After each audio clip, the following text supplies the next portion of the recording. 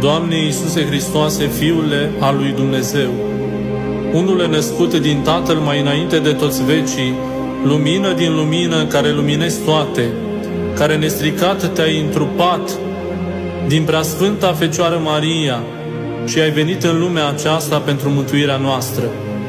Tu însă nu ai răbdat să vezi neamul omenesc muncit de diavolul și pentru aceasta, în luminata zi a dumnezeieștii tale arătări, ai venit la Iordan, la păcătoși și la vameși, ca să te botezi de la Ioan, fără de păcat fiind, ca să împlinești toată dreptatea și să speli în apele Iordanului păcatele întregii lumi, ca un miel al lui Dumnezeu, să le iei asupra ta și să ne mântuiești cu cinstit sângele tău. Pentru aceasta te-ai afundat în apele Iordanului, ai deschis cerul cel închis de Adam și Duhul Sfânt a venit peste tine ca un porumbel. Tu ai luminat și ai îndumnezeit firea noastră și dumnezeiescul tău Părinte ți-a vestit bunăvoirea sa, pentru că ai împlinit voia Lui și ca un om ai primit păcatele și prin junghiere te-ai gătit, după cum tu însuți ai grăit.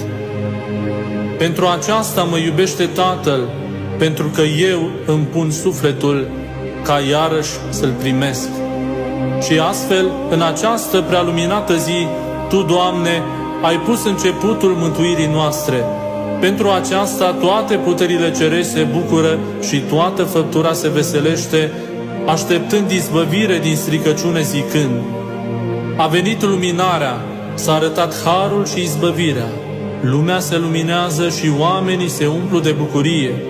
Să se veselească acum cerul, pământul și toată lumea să se bucure, râurile să salte, izvoarele, lacurile, adâncurile și mările să dănțuiască, că prin dumnezeiescul botez astăzi s-a sfințit firea lor. Să se bucure astăzi și adunarea oamenilor, că firea lor capătă astăzi starea cea dintâi și toți să cânte cu bucurie. Este timpul arătării lui Dumnezeu. Veniți cu mintea la Iordan să vedem priveliște mare. Hristos vine spre botez. Hristos vine la Iordan. Hristos îngroapă în apă păcatele noastre. Hristos merge să caute oaia cea rătăcită și o găsește și o aduce în rai.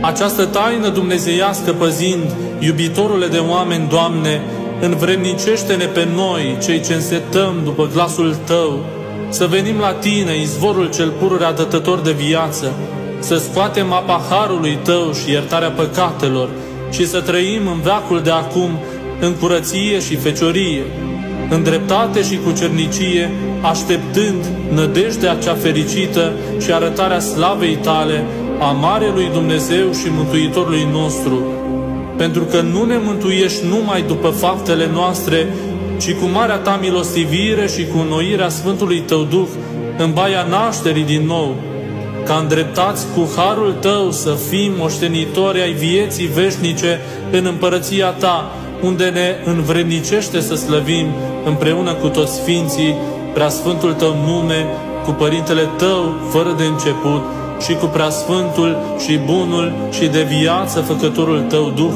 acum și pururea și în vecii vecilor. Amin.